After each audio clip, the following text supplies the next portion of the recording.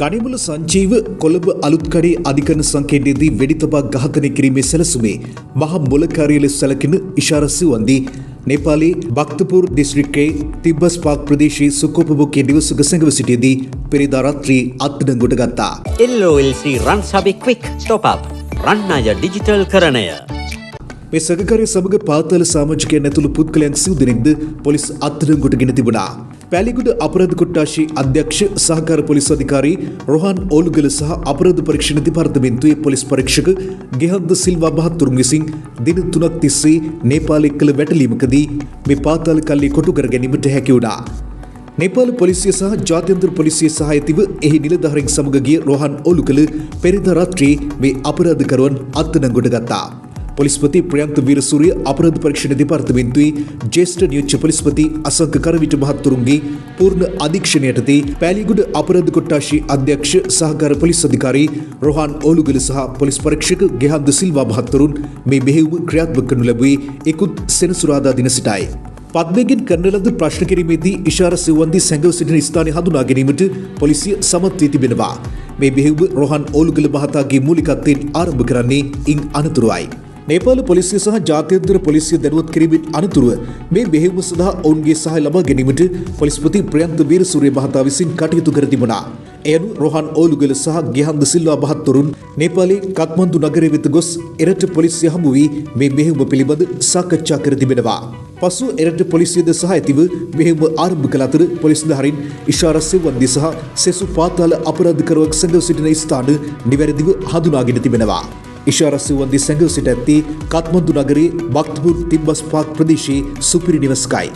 පැරණි නගරයක් වූ මේ ප්‍රදේශයේ සුපිරි නිවාස ඉහළ මිල ගණන් යටතේ කුලියට ලබා දෙනවා. රොහාන් ඕලුගල සහ පොලිස් පරීක්ෂක ගිහන්ද සිල්වා නවතන්ගෙන ඇත්තේ සිවන්දි සැඟව සිටි සුපිරි නිවසට යාබද නිවසේ. එම නිවසේ සිට මෙහෙයුම ආරම්භ කළ ඕලුගල ඉෂාරා සිවන්දිගේ සහායකයා ලෙස කටයුතු කළ කෙනඩි බස්තියන් පිල්ලේ හෙවත් ජේ.කේ. බායි නැමැත්තා මුලින් අත්අඩංගුවට ගන්නවා. ඉෂාරා සිවන්දි ශ්‍රී ලංකාවේ සිට බෝට්ටුවක් මාර්ගයෙන් ඉන්දියාවට රැගෙන ගොස් පසුව එතෙන් සිට නේපාලය දක්වා දුම්රියෙන් රැගෙන ගොස් ඇත්තේ ජේ.කේ. බායි නැමැති මෙම පුද්ගලයා විසින්. ජේ.කේ. බායි අත්අඩංගුවට ගෙන ප්‍රශ්න කිරීමෙන් පසු ඉෂාරා සිවන්දි සිටින ස්ථානය නිවැරදිව හඳුනාගත් රොහාන් ඕලුගල නේපාල පොලිසියද සහායතිව ඇය අත්අඩංගුවට ගෙන තිබුණා. රොහාන් ඕලුගල දුටු සැනින් තුෂ්ණිම්භූත වූ ඉෂාරා සිවන්දි ඕලුගල සර් යයි කියමින් දිගු හුස්මක් ගෙන පිට කර තිබෙනවා. එහිදී කෙල්ලේ කොහොමද යනුවෙන් පැවසූ රොහාන් ඕලුගල නේපාල පොලිසියේ කාන්තා නිලධාරිණියකගේ සහායතිව ඇය අත්අඩංගුවට ගෙන තිබුණා. පසු ඇයගෙන් ප්‍රශ්න කිරීමේදී කෙහෙල්පත්තර පද්මයේ මත්ද්‍රව්‍ය ජාලයට සහ පාතාල කල්ලියට සම්බන්ධ තවත් අපරාධකරුවන් දෙදෙනෙක් සහ කාන්තාවක් පිළිබඳ තොරතුරු අනාවරණය වී තිබුණා. එම අපරාධකරුවන් අත්අඩංගුවට ගැනීමේ මෙහෙයුම් ආරම්භ කර ඇත්තේ ඉන්පසුවයි.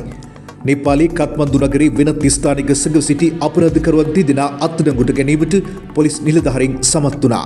ඔවුන් අත්අඩංගුවට ගත් අවස්ථාවේ එහි සිටි කෙහෙල්පත්තර පද්මයේ කල්ලියේ ප්‍රධානියෙක් වූ ගම්පහ බබා නැමැති පාතාල ප්‍රබලයා රුපියල් ලක්ෂ 50ක අල්ලස් මුදලක් රොහාන් ඕලුගල මහතාට ලබා දී අත්අඩංගුවෙන් බේර යාමට උත්සාහ කර තිබුණා.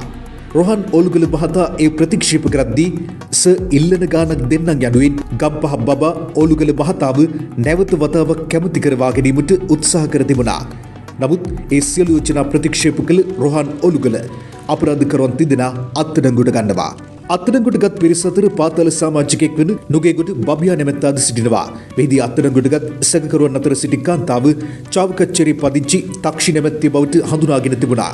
ඇය ඉෂාරා සිවන්දිගේ රූපයට බෙහෙවින් සමාන රූපයක් හිමි කාන්තාවක්. පසුව සැකකරුගෙන් කළ ප්‍රශ්න කිරීම්වලදී හෙළි ඇත්තේ මෙම දෙමළ කාන්තාවගේ ඡායාරූප සහ දත්ත වාර්තා යොදාගෙන ව්‍යාජ විදේශ ගමන් බලපත්‍රයක් සකස් කර සිවන්දි ඇගේ නමින් යුරෝපයට පලා යාමට සැලසුම් කරගෙන සිට ඇති බවයි.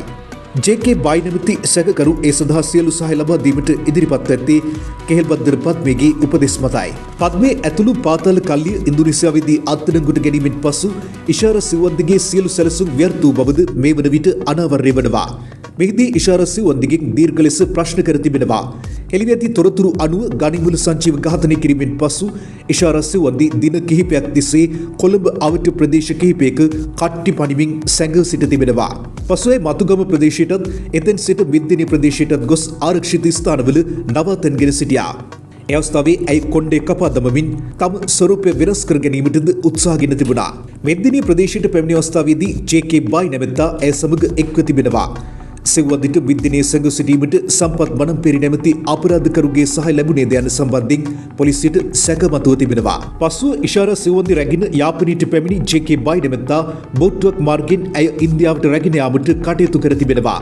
අපරාධකරුවන් නීත්‍යානුකූල නොවන මුහුදු මාර්ග ඔස්සේ වෙනත් රටවල් වලට රැගෙන ගොස් ඇරලවීමේ කාර්යය සිය රැකියාව ලෙස කරගෙන යන ජේ.කේ. බායි සෙව්වන්දි රටින් පැනීම සඳහා රුපියල් ලක්ෂ ගණනක මුදලක් පද්මයකින් ලබාගෙන තිබෙනවා.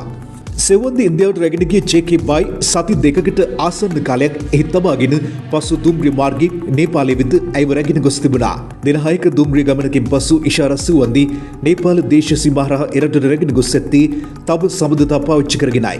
පසු කත්මන්දු නගරයේ නිවසක් කුලී පදනම මත ලබාගෙන ඉෂාරා සෙව්වන්දිට සැඟව සිටීමට අවශ්‍ය පහසුකම් සලසා දී ඇත්තේ ජේ.කේ. බායි නැමැති මේ සැකකරු විසින්. ඉකුත් පෙබරවාරි මාස 19 වනදා පාතාල කලි නායක ගනිමුල සංජීව කොළඹ අලුත්කඩි අධිකරණ සංකීර්ණය තුලදී වෙඩිතබා ඝාතනය කර තිබුණේ කෙහෙල්පත්දර පත්මේ ලබා දුන් නියෝගයක් මතයි. පත්මේගේ කල්ලියේ න්‍යායාචාර්යවරයා ලෙස කටයුතු කරන කමාන්ඩෝ සලින්ත විසින් මේ ප්‍රහාරය සැලසුම් කර තිබුණා. කමාන්ඩෝ සලින්දු නැමැති හිටපු කමාන්ඩෝ සබලා විසින් ගනිමුල සංජීව වෙඩිතබා ඝාතනය කර තිබුණේ නීතිඥවරයෙකුගේ වෙස්ගෙන අධිකරණ ශාලාවට පැමිණීමෙන් පසුවයි.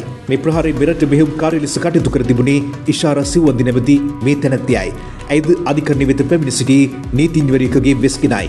සති කිහිපයක් තිස්සේ කමාන්ඩෝ සලින්දු සමග එකට සිටි ඉෂාරා සෙව්වන්දි ගනිමුල සංජීව ඝාතනයේ මෙරට මෙහෙයුම ක්‍රියාත්මක කළ බව පොලිස් විමර්ශනවලදී අනාවරණය වුණා. සංජීව ඝාතනයෙන් පසු කමාන්ඩෝ සලින්දු ඉන්දියාවට පලා යමී අරමුණින් මන්නාරම් ප්‍රදේශයට වෑන් රථයක යමින් සිටියදී පුත්තලම පාල්විය ප්‍රදේශයේදී පොලිසියට කොට වුණා. ඒත් ඉෂාරා සෙව්වන්දි අත්අඩංගුවට ගැනීමට පොලිසිය සමත් වුණේ නැහැ. ඉෂාරා සෙව්වන්දි බෝට්ටුවක නැගී ඉන්දියාවට පලා ගිය බව සංජීව ඝාතනයෙන් දින 17කට පසු දිවයින පුවත්පත මගින් ගයන් සමරසිංහ මාධ්‍යවේදියා මුල් වරට හෙළි කර තිබුණා. ඉෂාරා සෙව්වන්දි නැමැති කාන්තාව අවස්ථා කිහිපයකදීම ගනිමුල සංජීව ඝාතනය කිරීමට සැලසුම් කර තිබෙනවා.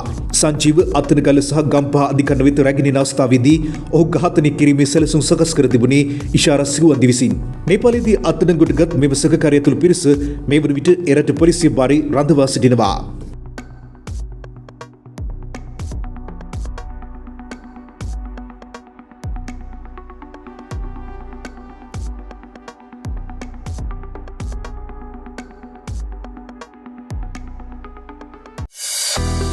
ජීවිතයේ දිනන්න හීන දකින හීන හැබෑවක් කරගත් ඔබට ඔබ මෙතෙක් ආ ගමන ගැන ඔබේ ව්‍යාපාර ගැන ලෝකයටම කියන්න අපෙන් ඉඩක්. බිස්ටොක්ස් ඩිජිටල් අවකාශය හා දැන්ම අත්වැල් බැඳගන්න.